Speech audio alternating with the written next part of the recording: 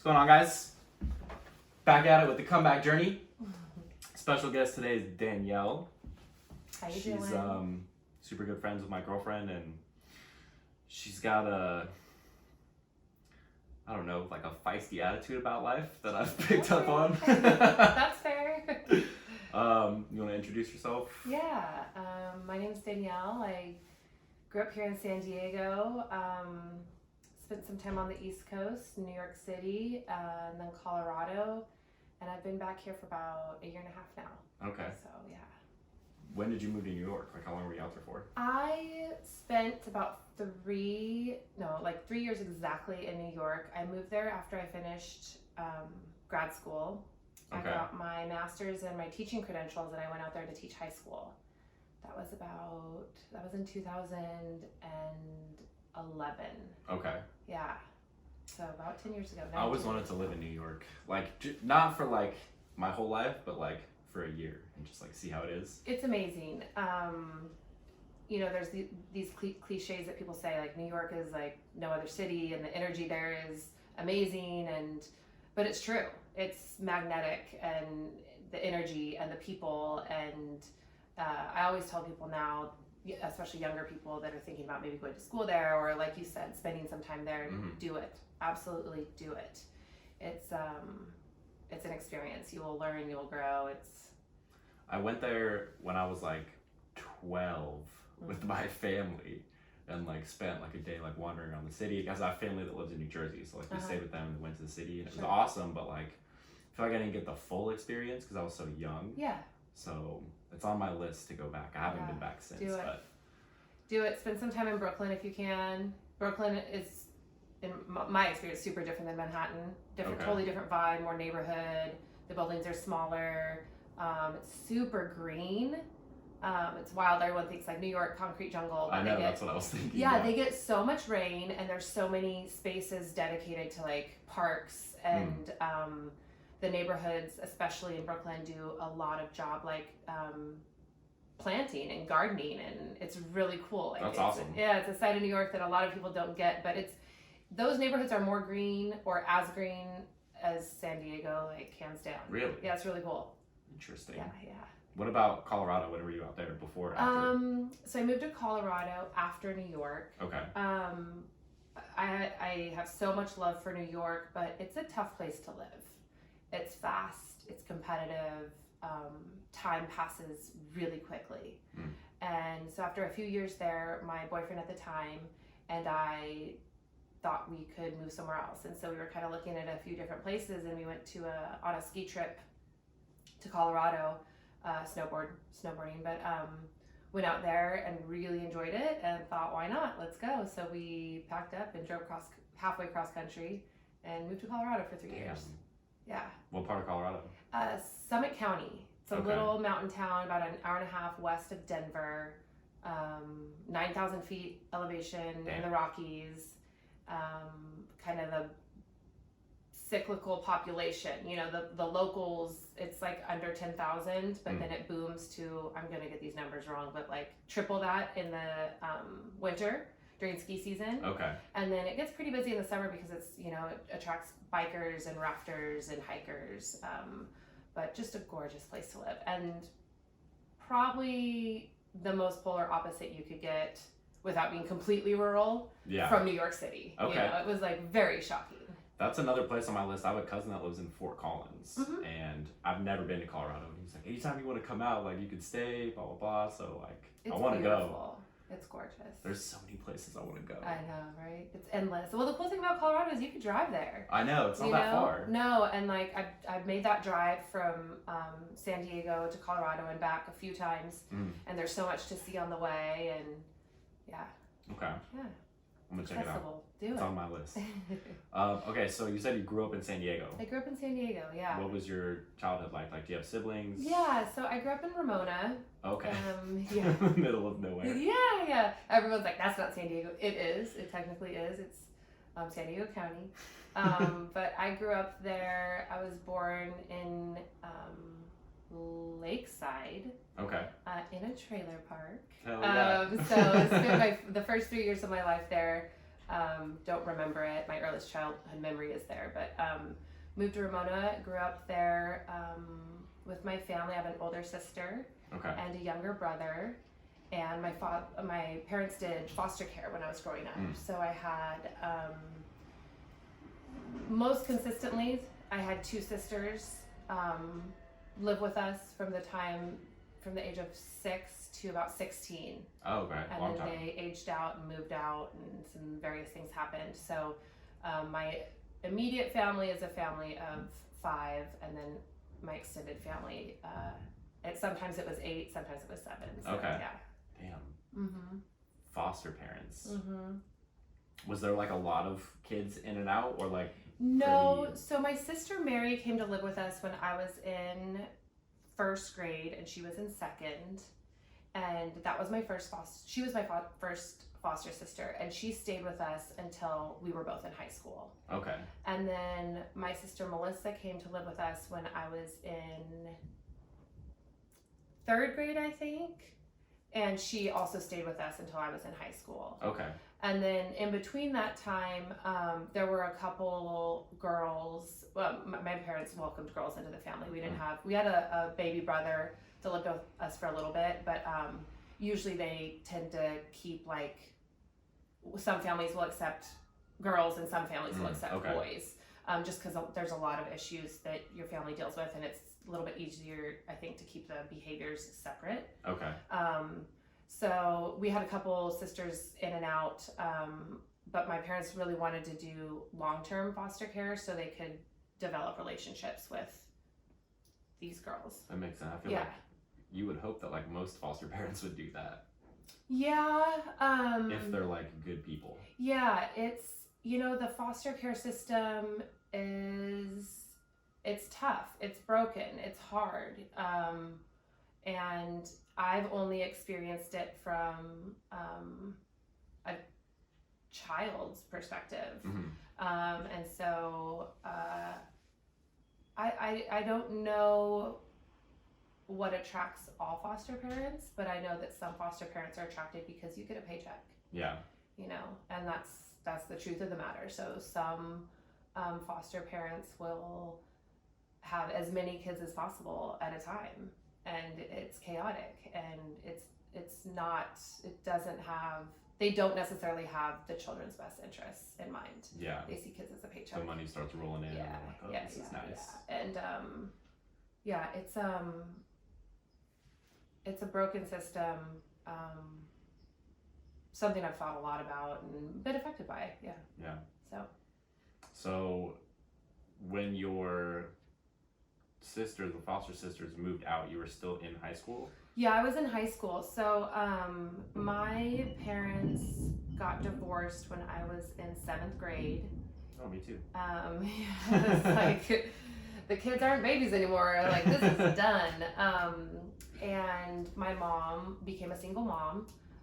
My sister at the time was leaving, my birth sister was graduating high school, so she was on her way out. So it was myself, my younger brother Tyler, he was 8, Mary and Melissa, which are 2 and 3 years older than me.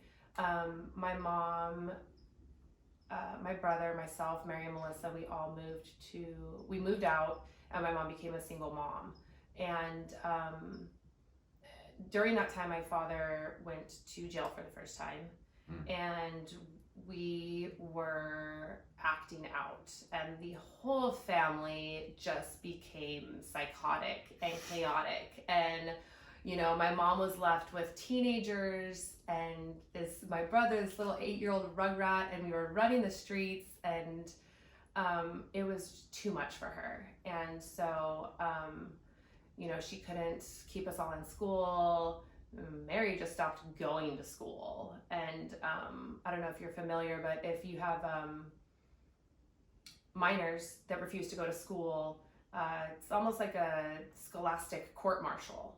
And it happens to biological kids as well as foster kids. But the parents are coming. I forget the name of the review. I think my brother had it too. It's an acronym. It's like 4 letters. It's not SAR. SARS. That's not it.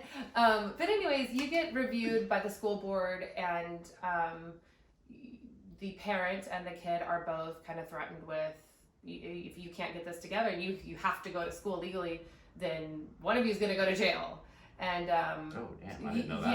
Yeah. It might not be jail, but it's like we have to intervene, and there are consequences. And so, my mom had that experience with Mary and Melissa and my brother, probably all at the same time. Damn. That poor woman. See, I kept my shit together. I was smoking weed and drinking, but I was going to school. I was going to school drunk, but still showing up. I was there. So that all happened at the same time, and Mary and Melissa were taken from our home and moved to like a group home setting to where they, could get the attention and the structure that they needed at that time. That's a big wake-up call for them. Yeah, that was just kind of like the beginning for them.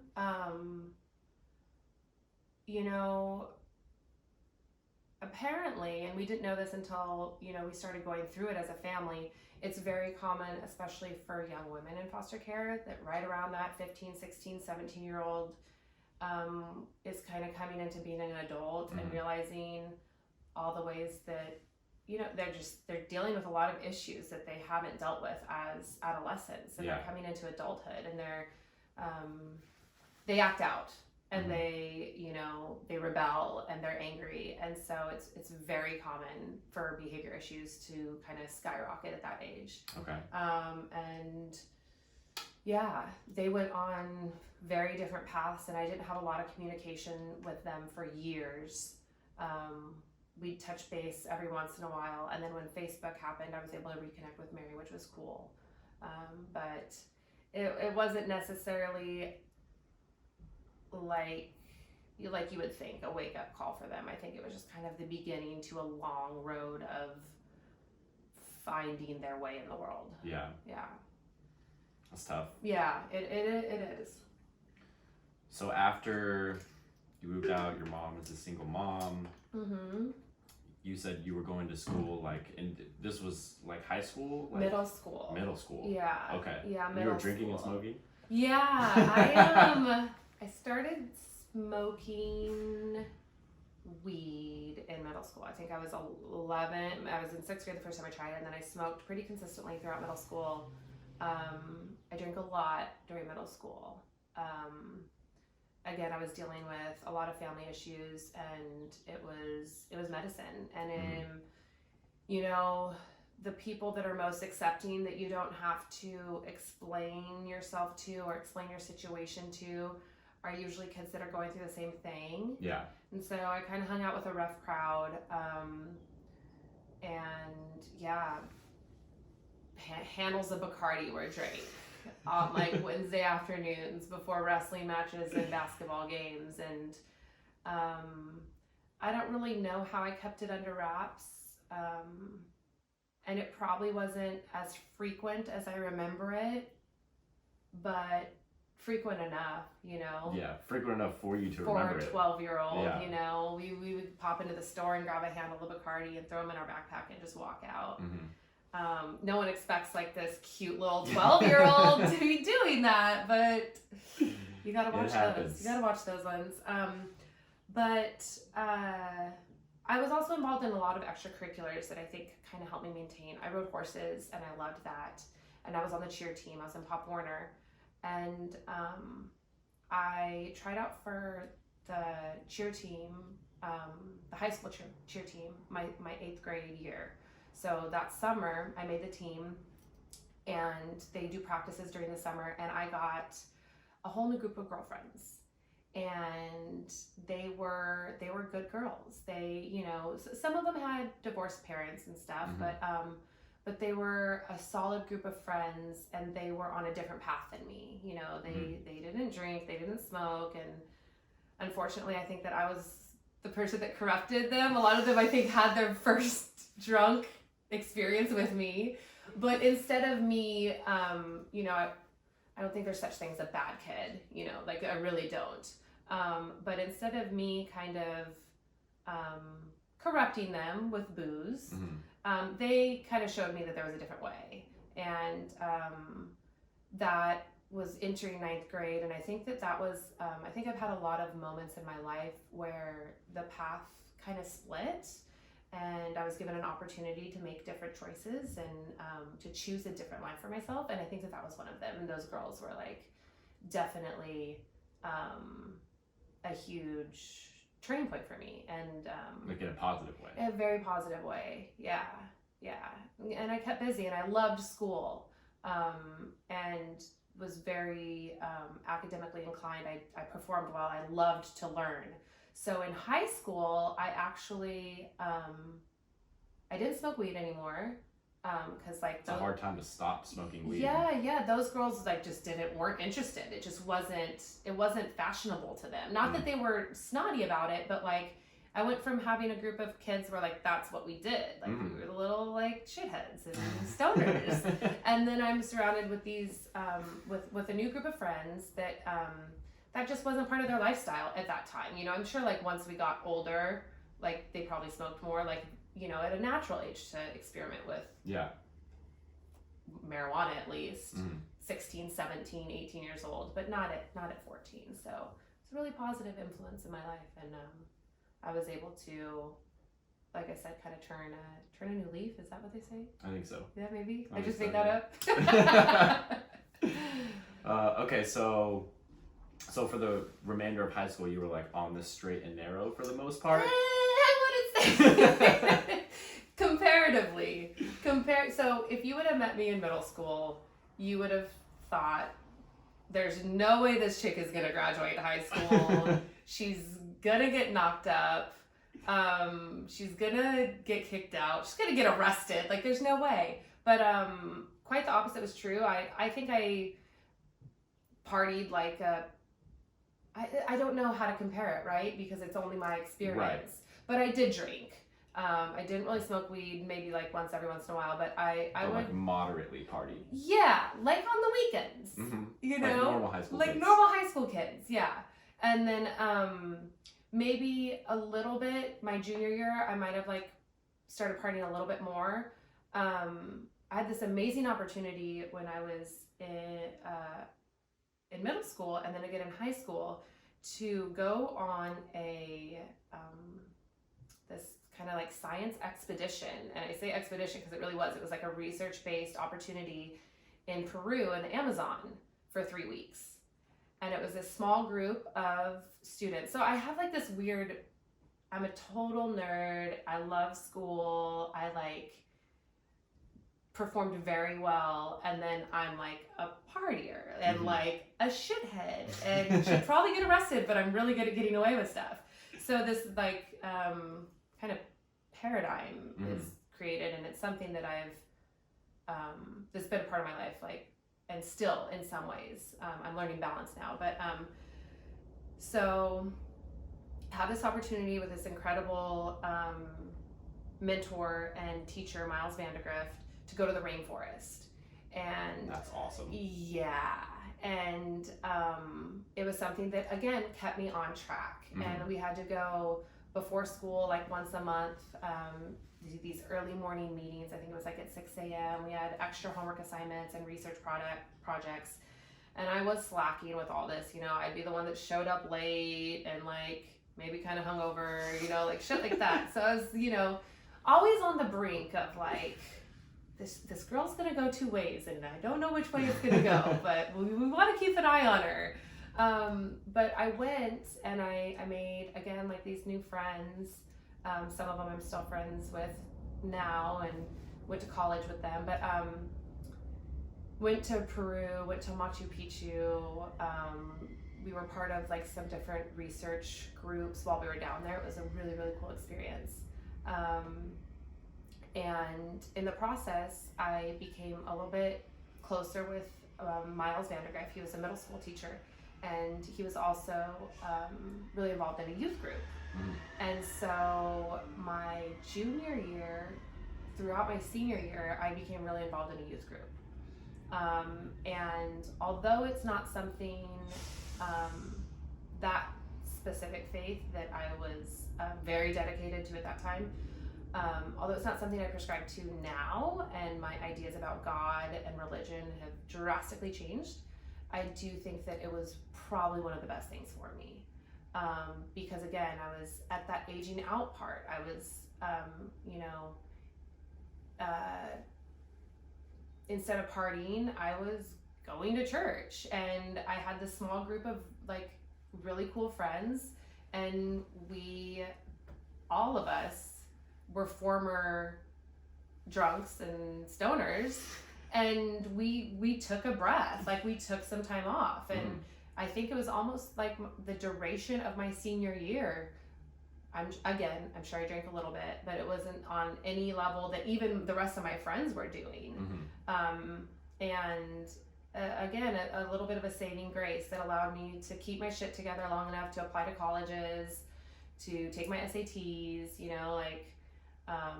and a fortunate path that I don't want to say chose, that I kind of fell upon, and it just gradually happened. Didn't end too well in terms of like the religious component of it, but for that it was a blessing. I went to Catholic school for like the majority of my life, like first grade through 8th grade, and then like a little bit of my freshman year of high school. And even after I started going to public school, like I still went to church for like a few more years, and like I was in the youth group also. But I think that I like towards the end of high school is when I started rebelling, like the opposite, like because I was like so structured growing up. Like I wasn't like my mom was like pretty strict, not like rule with an iron fist, but like I had like a set curfew. I would get grounded if I broke it, and like, so when I had like a couple like traumatic instances from the ages of like, I think the first one would be like my parents getting divorced. Like at the time I was like, hey, but like it sticks with you, Sure. as you grow. But when I also like, I didn't start partying probably until like, the first time I smoked weed was like the summer after my sophomore year of high school. I didn't even know what weed looked like because I went to Catholic school, so like it's not available, but when I was this like New Year's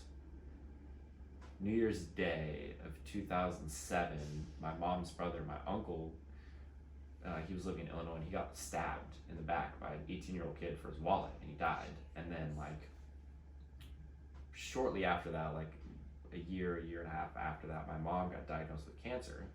And so I like applied to colleges, and I did well in high school. And then my older brother was already in college in Seattle, and my little brother is 6 years younger than me. So I like told myself for a long time that I got accepted to all the colleges I applied for, but I ended up going to Grossmont Community College because it was like nearby, and it was like the easy route. And I used like, I have to be near my mom because she was really sick, like she was in bed for like a year. But I used that as a reason to like not go to school, and like slipped into like the partying, and then I just never stopped for years, so it's cool to see like you had like an opposite route, like you started earlier and then kind of like grew out of it a little bit, enough to like go and get your shit together, Yeah. Where did you go to college? I went to college at UCSD. Okay, that's a good school. Yeah, it was great. I applied to a bunch of UC schools, and I got into, like I said, I excelled in school. And I think that my college entrance essay had played a huge part, and my experience, right? Yeah. My father, I didn't mention this, again in 9th grade, he got out of jail in middle school, but he violated parole or probation, I forget, and went back to prison in 9th grade. And he was in prison from 9th grade till 12th grade. Damn. Yeah. And so I wrote about that experience and about kind of the track I chose and the path I chose, and how education has always really kept me on track. And it's something that I've done because, like you mentioned, like your mom kind of like was like, this is school, you got to do this is your curfew. I didn't have any of that. Mm-hmm. And so it really was, a lot of it was like my love for learning that kept me going to school, and that I was going to college because I wanted to, right? Yeah. And so not because like your parents say or society says. Yeah, it was like quite the opposite. And so I chose to go to UCSD because it was close and it felt easier, right? Like the idea of like moving to LA, and I was just like, I think that's just like too much. I don't really know. And they did, I knew they had a really good academic program. I was kind of tired of being so involved in school, right? I ended up quitting cheer and became like a little bit disenfranchised, a little bit of a punk rocker. Thanks, Wes. But I kind of wanted to be to remain on the fringe. I didn't want to go to like a really like sorority oriented or like sports oriented school. So I ended up going to UCSD, and again, it was just like this whole like chapter closed, and then like a new life happens in college, and I thrived, and my freshman year was really hard for me academically. I realized high school was easy for me. My AP courses were easy for me. But when I got into college, I realized I didn't know how to study. I didn't know how to read a textbook, like taking notes, like all this stuff. I had to learn everything. And so freshman year was a little bit of a struggle. Got some D's, had to like drop some courses and retake them. But I ended up finishing in 4 years and a quarter and have my BS in evolutionary and ecological biology. Oh, damn. Okay. And I also fell in love with philosophy. And so I finally learned how to read. At 20, I learned how to read. I'm still not the strongest reader. My mind goes 10 different places, but college was an amazing opportunity for me. And in terms of like partying and addiction, again, I think everything was like kept at bay. I had an amazing boyfriend my first 2 years in college that just really helped me heal emotionally, I think. And I didn't see this at the time, but like looking back, like he was so good for me with like trust issues I had with men, with my father, and he was so kind, and we had just a beautiful first love, and it was amazing. College was great for me. Really good experience. So how did you, because you said you got a master's for teaching, so did that original bachelor's degree like tie into that at all? Well, a bit. So when I started college and I decided that I wanted to study science and biology, just because it fascinated me, I imagined myself doing research in the rainforest and saving the gorillas, and not realizing that you have to go to school for 10, 15 years, work for free. It takes a ton of work to do that. Half your research is done at universities, not in the field. So as much as I enjoyed my undergraduate career, it's not a very, I shouldn't say useful. There's not a lot of applications for an undergraduate biology degree unless you go to more school. Okay. And I put myself through college. I paid for everything, and I had a lot of grants and a little bit of scholarships. But when I finished, I was not ready to do more school at all. So I didn't. And I spent, I finished school when I was 22. So I spent 6-7 years working in restaurants and making money and just living and just enjoying my 20s. And then I think I was 27, 28. Man, I can't believe it's been that long. It's been 10 years. That's wild. I was just kind of thinking, like, what's next for me? Like, I don't want to work in restaurants forever. I'm still working in a restaurant, by the way. Don't want to work in restaurants forever. What more do I want to do? And education has been such an important part of my life, and the opportunities it's given me and the way it kept me on track and kind of steered me in a direction, even when I had these moments of acting out. It kept me on track. It allowed me to accomplish more than what I was trying to like sabotage with, if that makes sense. Yeah, I wasn't trying to sabotage. I was actively sabotaging. Like I was just, I could have destroyed myself, but this kept me on track. So I was thinking about that and how amazing it would be to provide that opportunity for other at-risk youth. And so I thought how amazing it would be to become a teacher. And so I did a little bit of research and decided to go back to school and become a high school teacher. And it was I probably should have taken some time, but I don't do that.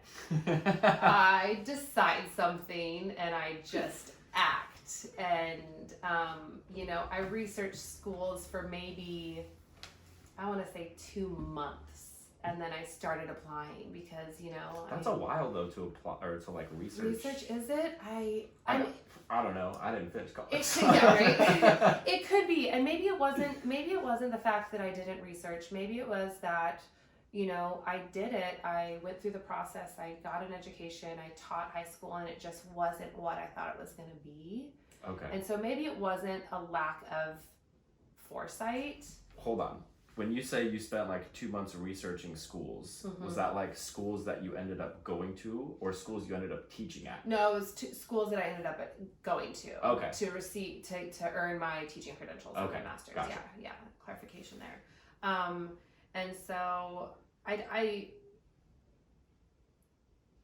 look back at the process and the train of thought and my rationale for doing all these things, and it was a rationale and a thought process without experience, right? And so now I have this experience, so I'm looking back and thinking, I didn't inform myself enough, but it was a lack of information that I didn't have access to, because now I have the experience of having taught and having been in a classroom. Right. And you just can't compare the two, and you can't expect yourself to have acted differently because you don't know.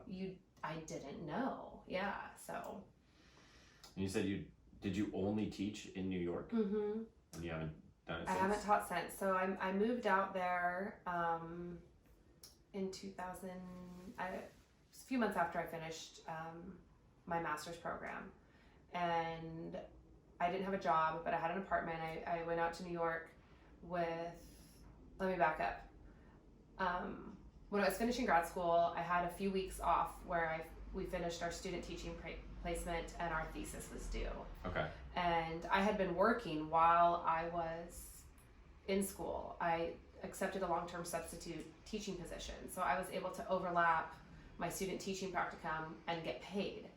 Hindsight, I was actually missing out on a learning opportunity because I just became the teacher, where I really should have had a mentor during that time. Mm-hmm. And it probably would have helped me, but money moves. I don't know. So money was the bigger attraction there. And so when I finished school, I took a trip to the East Coast, visited a friend in Philadelphia, and I visited another friend in New York City, and I fell in love with that city. I fell in love with Brooklyn, and I had this, again, this new chapter in my life this old chapter was ending, this new world, this new chapter had exposed itself to me, and I seized the moment. I had been in a relationship that ended before I finished grad school, so I was single, I lived alone, I didn't have a job yet, and I was going to start applying to schools. And so I was just like, what an opportunity is this? Like, I can move. I can have this whole big, exciting life. I can start teaching in New York that has a huge demand for teachers that want to teach in teach underserved communities. And so I jumped on it.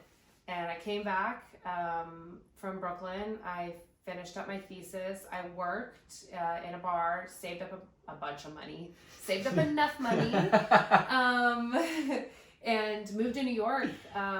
Drove cross country, me and my dog in my car, and did it. And then I got a job the day after moving. I got a job in a bar, the Dakota Roadhouse. That was such like a monumental experience for me, and that's just like a whole nother thing altogether. The things that happened in that bar, the people in that bar, like that is a movie. Like it's just wild, bartending in New York. But moved out there, and I got a job at a high school that summer to start in September, and I taught for a year and a half. Okay. I taught school, yeah. Why'd you stop? So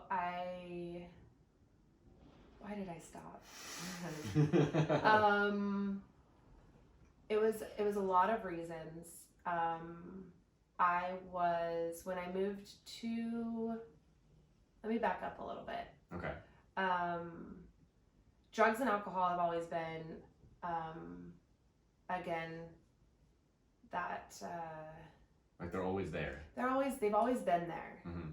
And I've always, up until that point, up until New York, I think, I had opportunities, obligations, commitments, relationships, and loves and passions that have pulled me in a direction away from drugs and alcohol, and have allowed me to choose something other than that to devote myself to. There's been times either when a relationship isn't going well, or when I was tending bar and in the restaurant industry where I was like really around it a lot, where drugs and alcohol took the forefront of everything that I was doing. When I was getting my master's, I had to focus. When I was doing my student teaching practicum, I had to like focus. But now found myself in New York by myself, and my first year of teaching went really well. I excelled. I loved it. I loved being in the classroom. There were things. It was a hard job. It required a lot of hours, and I did find that I began de-stressing and decompressing with alcohol, and drinking alone a lot at home.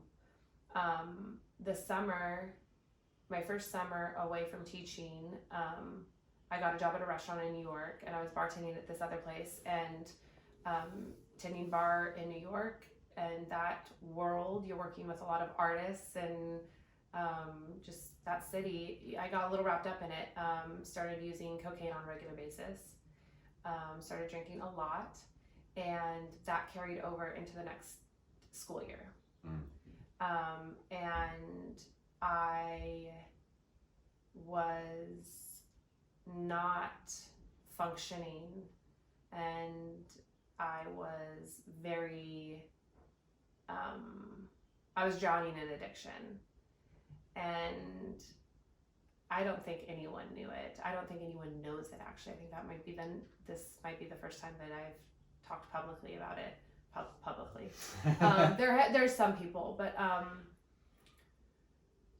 was using cocaine on a daily basis, and not always during the work week, but sometimes during the work week. And I was drowning. At the same time, I met my boyfriend, and he was not involved in that life. He was a bartender, but he was Like straight edge. He was for the most straight part. edge. He had a normal relationship with alcohol, and he was not a drug user, so it was something I hid from him.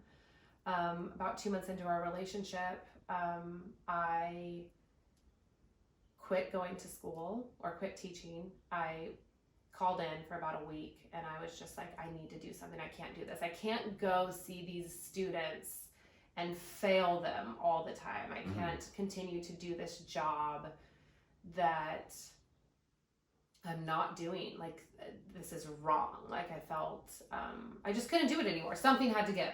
Yeah. Something had to give. I had to get my life back. I had to have some semblance of normalcy. And so for me, it involved not teaching anymore. So I stopped teaching. And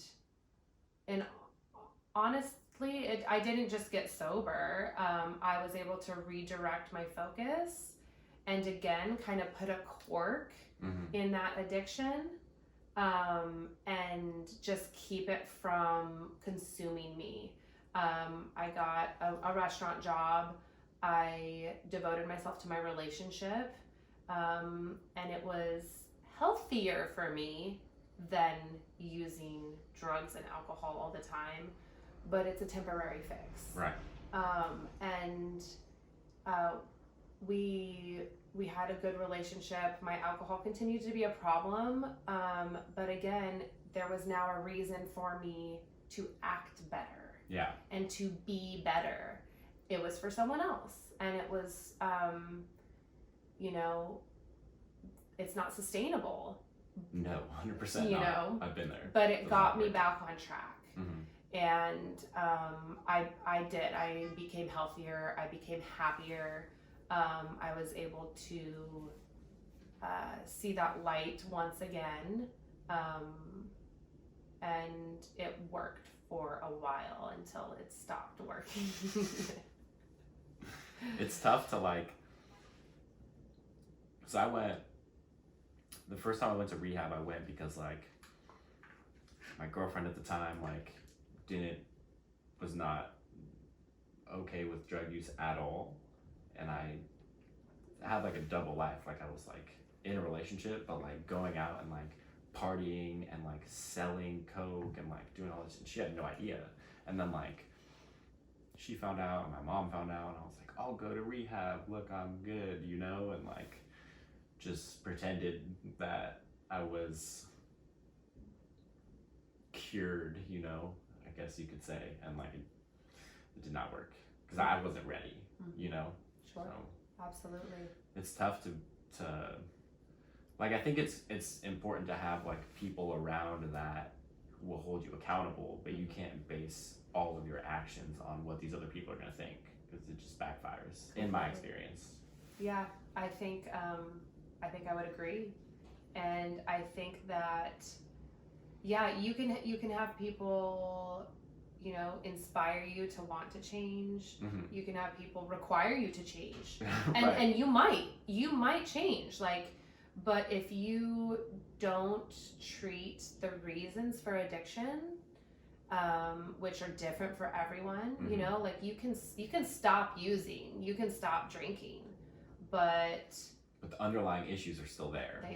They are, and they're gonna come back. Like that cork is gonna pop, and in my experience, each time you cork that, it builds and it rots and it gets darker in there, and so each time that cork pops off, it's a little worse. Yeah, and I'm not talking about being sober and then relapsing. I'm talking about ignoring the fact that I had an addiction and that I had a problem with drugs and alcohol. That was my cork. I've continued to drink. I continued to drink at the time, but again, I had some semblance of normalcy and balance. And I'm a bartender in New York City. Like, if I was drinking every day, so was everyone else. Right. Like, that so wasn't the issue. As long as I wasn't, getting arrested or screaming at my loved ones, like, no one was gonna say shit. It's funny how we put those like as long as I'm not this, or as long as I'm not that. As long as there's someone worse than me. Right, that's the thing. Yeah. Like, I'm not doing what they're doing. No. So you don't gotta look at me. She's messy. I'm good. So, after New York, you went to Colorado. Mm-hmm. Yeah, so I spent a couple more years in New York after that, and then moved to Colorado, got a bartending job there, worked, skied, snowboarded. It was myself, my dog, George, my man, and my boyfriend at the time. The same George one is my man, not George, my boyfriend. gotcha. Yeah, George is my man. He's my soul. And then the same boyfriend, that Okay. I had met in New York. We moved together. And we lived out there for 3 years together. Again, I have been really lucky. The men in my life, despite where I came from, I shouldn't say where I came from. I mean, we all have opportunities to choose our partners, right? So, we are active in that choice. Mm-hmm. And I made a couple kind of bad decisions, and I decided I need to be smarter about the men that I choose to be involved with. Mm-hmm. And that, in combination with the men that I've met and fallen in love with, they've been amazing. What I'm getting at is I've been blessed. I've had amazing partners that have taught me so much, that have allowed me to heal, that really brought out the best in me. And, now I think that was in part something bigger than me at play, and something my inner light or God, if you want, at play in my life, even when I didn't acknowledge that that's what was happening. Something that's always looking out for me, something that always has my best interest. And it's maybe that inner voice inside saying, like, no, this is good. Like, Mm-hmm. you need to choose this person because this is goodness for you and you deserve goodness. Sometimes that voice we don't hear, but it's always there. Yeah. And that is that influence. That has been that influence in my life when I've made choices that I should not have made, good choices. Mm-hmm. That came out of the blue. The choices in middle school to listen to these girls that were loving and caring and had my best, that would be a positive light for me. Yeah. To choose to go to college and to be studious. Like, that was that inner voice that is always wanting what's best for me, and that's always going to steer me in the right direction if I have the silence or the awareness to listen to it. Yeah, I think a problem nowadays with a lot of people is, and like I struggle with it too, is like being able to hear the voice. Mm-hmm. Like, we get so caught up with like day-to-day life and like I gotta do this and that, and there's all this stuff going on, and like it's not quiet enough a lot of the time to be able to hear that voice. Yeah. And like within the last, I don't know, like 6-8 months, I started to like meditate more and like journal and try to like mm-hmm. get myself to a place where I could hear it mm-hmm. more often and hear it more clearly. Mm-hmm. And it pays off, if you can get in touch with that. Yeah. Yeah, you're absolutely right. It takes practice. Mm-hmm. And a lot of times for me, because I'm still, this is a new, for me to recognize a bigger play, like a bigger thing than me at play is very new. After my experience with like religion and God really turned sour post high school, and I lived as an atheist and agnostic for years. Accepting and exploring the idea that there is a God, or what is God to me, I guess, because it's it's a personal interpretation and definition, and where I find God is within myself. Just mentioning that is like wild. Like I wasn't comfortable saying that. I wasn't comfortable entertaining the idea of prayer. I would be like, well, a mantra, like that sounds like something I can do, but don't call it prayer, you know. But for me, I find comfort looking backward, because again, I don't always have an answer, right, of what I should do. But it's an act of faith, and it's an act of faith in the process, and faith that, like, if I continue to live my life in balance with the world and in harmony with my neighbors, with my brothers, with my with the earth, if I continue to honor that harmony, that the choices I make are right. And they're right for me. And it might be, at the end of that choice, it might be a lesson that I'm supposed to learn. It might not be like, you know, seem right at the time, but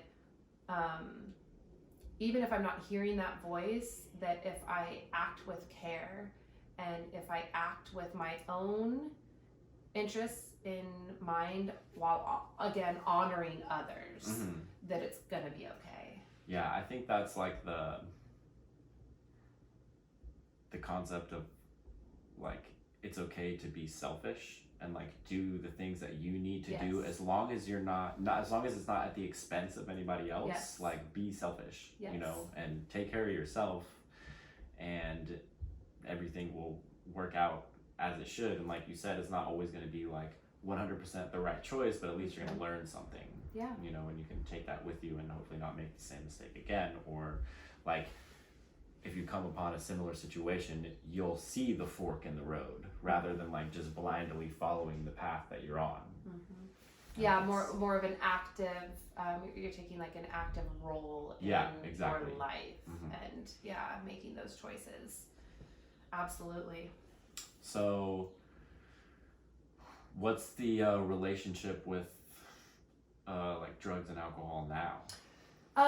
So when I'm gonna backtrack a little bit.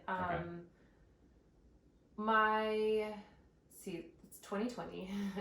So 2018 to 19 was a really rough year for me. My boyfriend and I at the time broke up after 5 years, and that was a very serious heartbreak for me. It was probably my first true heartbreak. That was, we were living together in Colorado.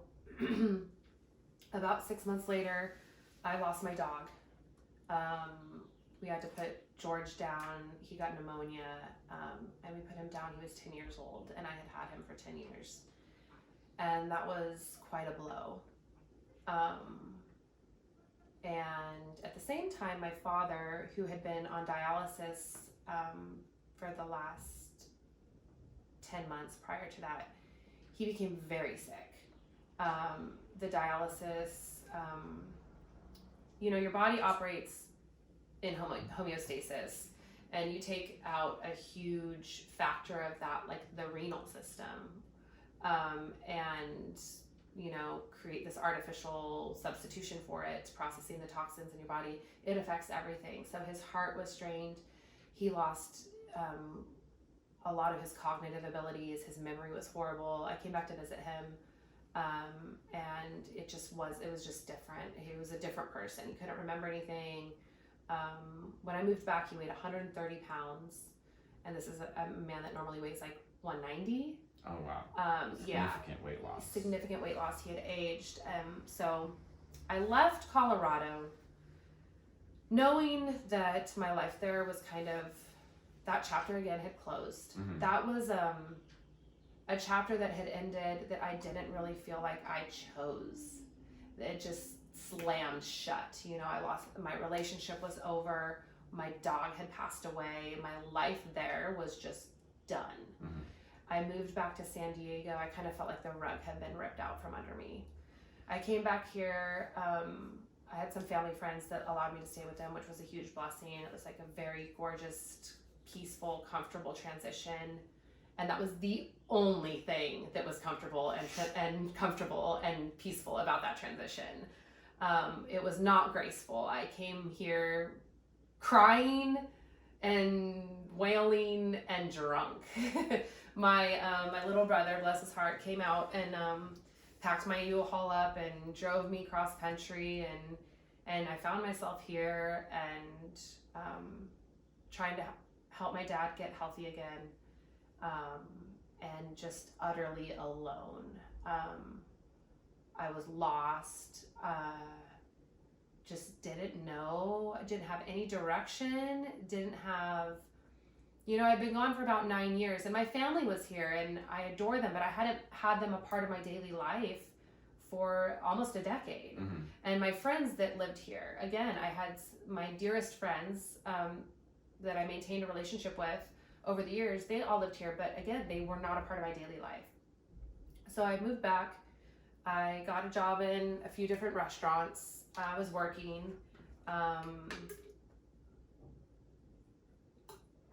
And kind of finding my way back into my family unit, and our dynamic is new and different and changed because we're all older. My sister has a family and young kids. My brother's girls are middle school age. Mm-hmm. So, I'm just going through the motions. I moved out of the home that I was living in and moved here to this apartment, and I really thought that was going to be a turning point for me, that I was, finding my way again. I loved this apartment. I was going to land on my feet and really start doing things for myself and starting my life. And the polar opposite happened. I found myself in the midst of depression, and I think that I've always dealt with depression throughout my life, looking back and knowing really what that feels like now. I think that it's always been something that I've managed, but at this point it had become completely unmanageable. I wasn't sleeping. I was again depressed, and I was using alcohol to treat and to deal and to survive. Not so much drugs. I really hadn't, after New York, that really wasn't an issue. Occasional drug use, but it wasn't like it was at one point. Yeah. So for me, it was alcohol. And I started, at the time I was working in restaurants still, and working as a sales rep for booze. So I was selling alcohol, and I was, going places, and I was, drinking during the day, during the workday. It was kind of part of the requirement. And again, let's do some tastings. Yeah, and try this yeah. out. All my Use friends, product. bartenders. Yeah. I was hanging out at bars, and that really, on the surface, I was still managing to keep things together. The thing that had changed, and the thing that no one really saw, again, I realized that my addiction has been my dirty little secret for years. The only people that have been privy to that, and again, my drug use, were the people that I was doing drugs with. Mm-hmm. And I think you can relate that, you live two separate lives. Yeah. And, it's a lot of people that I see now, they're like, I don't think it was that bad. And I'm like, that's because you didn't see it. Right. You didn't see it on my 4th day in my apartment, not leaving my house, with bottles, 7, 8 bottles of booze that I would take out into the trash can. If I wasn't working, I was at home drinking, and I was not drinking to have a good time. I was drinking to stop my mind, to stop feeling horrible, and to go to sleep. Mm-hmm. And I would drink until I could pass out. And sometimes that was at 8 in the evening, and sometimes I would wake up at 2 in the morning and have to drink more to go back to sleep. And that went on. I moved in here in April, and that went on April, May, June, for 4 months. It went on into July. After one of my benders, I think it was a 3-dayer, I called a friend of mine that had been sober, and I told him I needed help. And he came, and we called a lot of inpatient rehab centers for women. And if you or anyone you know have ever tried to do that, it is an incredibly demanding, difficult process. and to find a treatment center. Unless you can pay, $10, $20, $30,000 for a private treatment center. But there's often wait lists. Sometimes you have to, or you always have to go get a medical clearance to go, unless you are admitted. And I could have some of these facts wrong, but in my experience, there was no place I could go that was going to take me that day. And when you hit a bottom like that, when you were like crying for help and you need something, you better act on it. You got to act on it fast, because as soon as those emotions, you get a grip on those emotions, and that addiction starts talking to you, and you're like, I'm overreacting. Right. I'm just fine. Like, what I really need is a day off drinking. Yeah. And that's what happened. I went and saw a couple places, talked to a woman. She recommended that I go to an AA meeting. I thought she was insane. I was like, that's not what I'm going to do. And I took a few days off, and I was like, no. That was, I think that was in May. Might have been in June. This past year? Of a year ago. Yeah, okay. Coming up on a year. And so I did. I got sober for a day. I cleaned up my house. I put some makeup on. I was fine. Started drinking again. No big deal. I just needed to get a grip on this, right? Well, fast forward to July. It was 4th of July weekend. That was my longest and final bender. 4th of July this past year was on a Thursday. I started drinking the Friday before. Okay. And I drank through the week until 4th of July. Had some friends over. They were appalled at had never seen me like this. Because again, I was doing it alone. I wasn't going out in public. I would go out maybe to get some food and go to happy hour, but like, this was my dirty little secret. And my friend had never seen me like that. But it's 4th of July. We're gonna party. It's fine. We're not gonna talk about it. We're not, So we partied. The next day I was supposed to go to my dear friend of mine, the same friend that came over to help me get sober. I was supposed to go to his engagement party up in Sonoma. And beautiful place. Yeah. Sonoma. Wouldn't know. Never been. I got to the airport at 10 in the morning. And the day after 4th of July? The day after 4th of July, the 5th of July. And they wouldn't let me on the plane because I was too drunk. Damn. And they sent me home. And I continued to drink because no one wants to deal with that shit sober. Right, of course.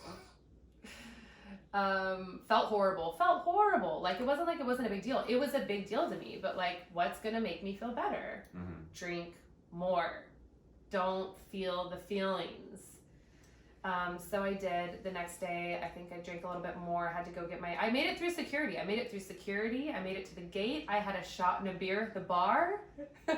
Damn, they served you at the bar, so you must have been hiding it well. I must have. I couldn't, I don't imagine, you could probably smell me from, across the room. I had been drinking for a week straight.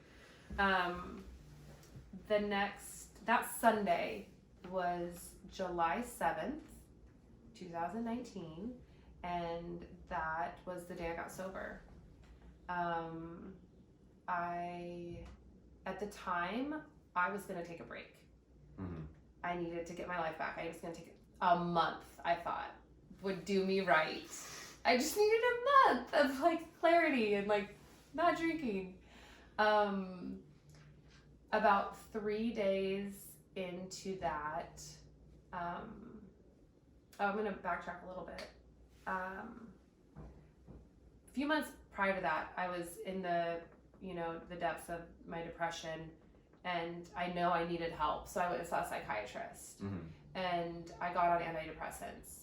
And during the interview, during our first visit or whatever, she asked me about drugs and alcohol, and I was very honest with her. I told her that I was a heavy drinker, and that I went on, benders, and she said, I told her, I was like, I need to, if I'm going to be on medication, I need something that I can drink with, because I just wasn't ready to quit drinking. And she prescribed me an antidepressant that I could take that would help me to sleep. It's also a sedative. That I could continue to drink with. Damn, what a doctor. And it kind of blows my mind. She offered me some treatment options to minimize my drinking, harm reduction paths. And I was like, yeah, okay, whatever. Like, just give me a pill that will fix me. That's all I want. Like, let me live my life. Give me a pill. Boom. I'd also made an appointment to see a therapist. So I was, I knew that things had needed to change. So fast forward back to July. I've been taking the antidepressant for like a couple months. Gave me really weird dreams, like crazy dreams when I would drink with it. But I mean, she told me I could, so I'm going to do it. I'm not quitting drinking. So about 3 days into being sober, I woke up from this horrible dream I had about a dear friend of mine who had struggled with addiction and very heavily in a relapse. And I was so worried about him, and I was so worried about my friend, and just like, going over and over in my head of like, why can't he see how beautiful and amazing he is without drugs? Why can't they realize that like it doesn't add to their life, that it takes away, that it's preventing them from feeling our love, that it's preventing them from being in relationships, that it's preventing them from living their best possible life. Why can't they love themselves enough to know and to want to be sober? And at that moment, there was like this pause, and everything kind of got quiet around me, and I felt like, I don't know, like I was in like this little like dome, like bubble, and it was like, what about you? And it wasn't like an audible voice, but it was a clear moment where that question was put into my head. And it was, why don't you love yourself enough to know that alcohol is destroying your chance, not destroying you, not just, destroying your chance at having your best life? And I was just, it was like, holy shit. Like, it was like this huge revelation. And then I didn't have, I was like, you're right. Like, it's, why don't I love myself the way I love them? Why can I show love and see them for who they are, and see what the drugs and alcohol does in their life, and like how it changes them, and how much I want the best life for them? Why don't I want that for myself? And I laughed out loud. It was like an audible laugh, because I was like, it's so simple. How have I never seen this before? I wasn't ready. It wasn't, it was my time. That's why. But I saw it, and I laughed. And, that conversation kind of kept going. And I say conversation because it was like, these thoughts kept coming my direction, and these questions I was asking, followed by answers such as, well, why has it taken me so long to see this? It's okay. You saw it when you saw it. And, well, why didn't I realize before? If I would have realized before, all these shitty things wouldn't have happened. Maybe I still would have had my relationship. Maybe I would have, why? Because that's, and then again, these answers, because that's what it took to get you here in this exact moment, laying in this exact bed, being in this exact apartment. Like that, all that happened to get you here. And now you have this chance. You can keep doing what you're going to do. Like that's there, that's available to you. and you can have that, and you might be okay, or you can have this, and this is your best life, and this is everything that you can offer the world, and everything the world can offer you. And this one is sans, drugs, and alcohol. Like, you cannot, that involves none of that. And that's your choice. And it's okay. It wasn't scary, right? It wasn't like, oh shit, now it was just like, here's your life. This is that fork in the road. Mm-hmm. And it was so clear because it was out of love. It wasn't out of fear. It wasn't like, you choose this path, you're going to be depressed, and you're probably going to die. And that's the truth. Now I see that, and that's probably the truth. That was a path. And in the past year, I've not personally known, but there's been several young women in the bar industry in San Diego, and I'm not speaking to their lives because I don't know them, that have lost their lives to suicide. And I don't know their story, and I don't know how they were struggling, but I can't help to think that their struggles were similar to mine. Mm-hmm. And I don't know how long that I was going to be able to live the way I was living. And so, so that's the choice I made there. And it's revealed itself as time has gone by, more about what that choice needs to involve, my commitment to my sobriety, and the things I need to do to ensure that is the path I make. So it's a choice I make every day. And it's, in my relationships, in the jobs I say yes to, in the books I read, but my life now is so different, and sorry. It's okay.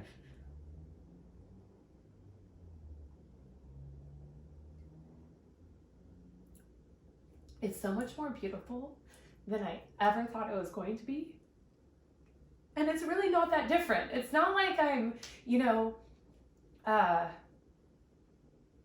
in the same apartment, I'm still single. But like the real things in life that matters, the relationships with my parents are honest and real, and I can talk to them on a different level.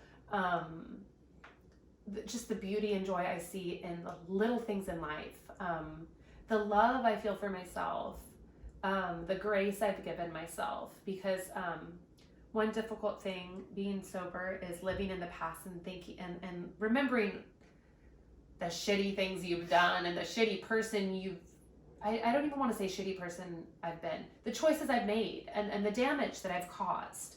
But sobriety allows you, the 12 steps specifically allow you an opportunity to make amends with that, to make amends with yourself, to forgive yourself. And the grace I now can give myself, I can extend to others. And it's just, I am a different person. I'm the same person, right? But like this person that has been taken a back seat for a lot of my life, and I'm finally getting to know her and love her and respect and honor her and do what's best for her. And it's a really cool relationship. It's really amazing to be like okay in my thoughts, mm-hmm. and okay in my sadness. Like all my days aren't good, but like when I'm sad or depressed, like I can just be that way and know that it's okay, and know that like I don't feel so terrified by everything and so overwhelmed that I need to make it all go away.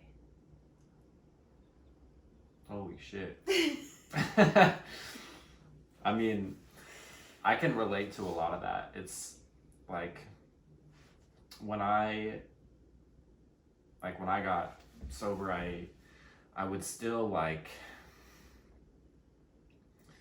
I would still like get drugs for people, like my friends. Like I'm like, oh, can you still get this? Like, yeah, for sure. Like, I'll and I'll go pick it up and get it, and like. It's funny because like to people that like don't have experience with that, they're like, wait, you what? Yeah. It's just like, oh yeah, that makes sense. Yeah, totally. Yeah. Why wouldn't you? Yeah. Like somebody called, hey, like, can I get like a couple grams of coke? Do you know anybody? Like, yeah, sure. I just got out of rehab, but like no big deal, And there was this day that I, a friend had asked me for, like, can you get me a gram of cocaine? I said, yeah, sure.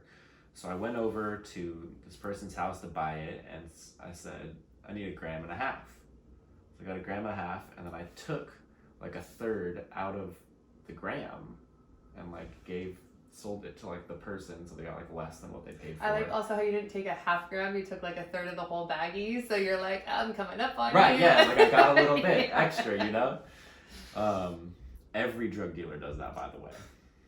For those of you that don't know, every single drug dealer does that. And so I went back to my house. I was at my mom's house, and I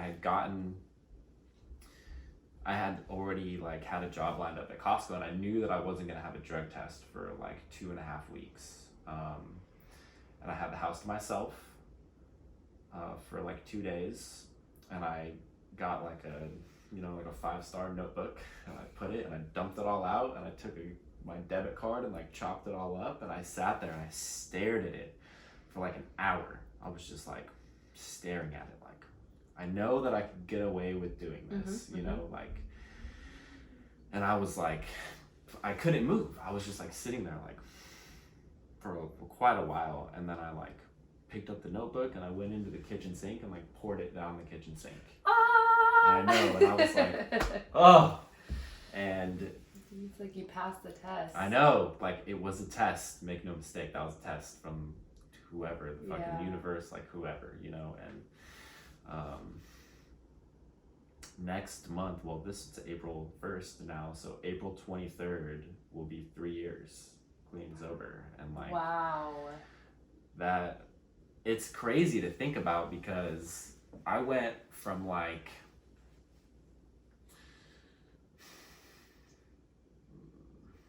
my senior year of high school, I started like partying, and the first drug I ever did after smoking weed was like snorting Oxycontin pills.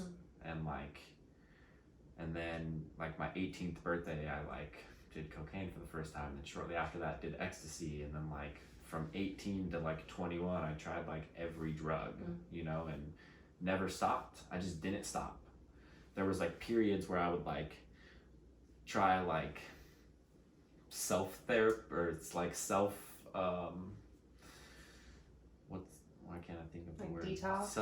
Like detox, rehab, whatever, and I like lock myself in my room for a week, and like, but it, for almost, it was probably like 8 years of like consistent, pretty much daily, over the top drug and alcohol use. And like, it's weird to think about like that I was doing that, because now I'm like, what the fuck? Like, I can't imagine like doing that now. Like, I'll still have dreams every once in a while. Oh yeah. Like, in my dream, and I wake up and I'm like, oh my heart is pounding. How'd I get high? Yeah. How'd I get drunk? Why did I do? Like, I just fucked it all up, and like. Horrible. So. Yeah, it's wild. Meeting friends and making new friends in sobriety. A lot of us don't know that other side to those people, right? And so I have a sponsor, and we were talking, and we were both talking about how we were before sobriety, and it's just wild because, well, it's wild in a lot of ways, but like for one, you see these people, right? I've met amazing people in sobriety, just powerful, and they have their shit together, and they've been, some of them have been sober for 2 years, some of them for 42 years, and you know them as this person, right? This spiritual, logical, balanced, mindful, thoughtful, and then they tell stories about what they used to do, and you're like, what? Or they're like, yeah, these teeth are fake because I did so much meth that, you know, Yeah. you're like, what? But it really is. And it's, you know, I don't let myself go there a lot, but like it's crazy to think of what the world would be like without that. Yeah. And I mean it's not even maybe it's not productive to think of because it's just like a reality that will never happen. But if you look historically, alcohol specifically has been used to quell the masses and to keep people in line and to keep people handicapped by their circumstances, right? And if people could just only see, I mean, everyone on their own time, right? Everyone has their own path, but it's evident when you meet people in sobriety and you hear stories about what their life used to be and how unmanageable it was. And I didn't even realize, I knew how sad I was. I knew how horrible I felt. But man, what I'm capable of now is crazy. Like there's so many hours in the day. I know, right? Like, the energy I have, you know, like I would start a project and crack a beer and a shot. Yes. You don't drink beer by itself, right? Just amateurs. So start like, oh, I'm gonna organize my closet. Shot and a beer. I would get halfway through, I'd be drunk and I'd be doing something else. Like things would just take so long. So like the amount of hours in the day are wild. The amount of patience I have. Like, I mean, I'm a little, like you said, I'm a little feisty. That's just me. But you know, things don't piss me off as much because I'm not like withdrawing from drugs and alcohol, or I'm not, you know, hungover or the awareness of my emotions, why I feel things, when I feel things, feeling things. That's the big one, is like being able to like identify an emotion and why you're feeling the emotion. Yeah. So, I mean, when you're like in the throes of addiction, like you don't feel shit. No. Like except like it might creep up a little bit and then you just shove it back down. Yeah. You know? Yeah. I felt angry a lot. Yeah. Shit pissed me off all the time. But other than that, yeah. There was a while there too where it was rather embarrassing because again I just couldn't keep it together. I was crying all the time, and like for me, if I get really mad, the tears come. So I was like crying in public and like, you know, like I remember having like a couple one-on-one talks with my boss, and I kept crying, and I was like, what the fuck is happening? This is, you know, I mean, I'm a compassionate person. I'm very empathetic. So like crying at movies and stuff, that doesn't bother me. But like, you know, just crying for like just having like no like just like fucking meltdowns. Oh God, all the time. Yeah. So it's really, you know, it's nice to be able to breathe and to be able to manage and, you know, explore this new life. I used to hear people, you hear a lot of stuff in meetings and in the program, and you're kind of like, what the hell is that person talking about? But one of the things I heard someone is saying that they're, you know, they're a grateful alcoholic, or they're so grateful, or not they're so grateful, a grateful alcoholic. And I think maybe that means a lot of different things to a lot of people. But for me, I feel like my world is a little bit brighter having had been so dark. And knowing what my life could be and what it is, I am grateful that I'm a sober alcoholic because, you know, maybe not having had seen how bad it was, maybe I wouldn't be as grateful for how good it is. I don't know. It's just kind of a trip to have seen both sides of it. Yeah. Well, that's like, they say that like people with addictions are the only people that like get to live two lives, you know, because you've like you can like completely fuck up and destroy everything, and then you can like rebound from that and like build something great, you know? It's so true. Yeah, the destructive powers, like a force. My friends used to, or they still do, but maybe for different reasons, and call me Hurricane Danny, you know? Because like when I'm in it, I just come in, and like, you know, that's also sometimes like people are attracted to you for those same reasons, right? Yeah, like, for sure. I'm a good time. Yeah, people are drawn to that show. shit. You know, a shit show, a fun show, you know, but now I think that, yeah, you still have that force, but you can use your powers for good. Yeah, it's like a fucking superhero. Yes.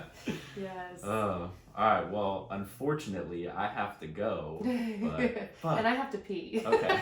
Well, we'll cut it out there. This is a lot of fun. This is some solid conversations. Good. I was so nervous, but it like was very organic. I told you, I was like, it might seem like kind of weird, but like once it starts to flow, like it's a lot of fun. So thank you for doing this. Yeah, my pleasure. Thank you for being here. Cool. All right, peeps. Until next time. Whew! Wowzers! I know.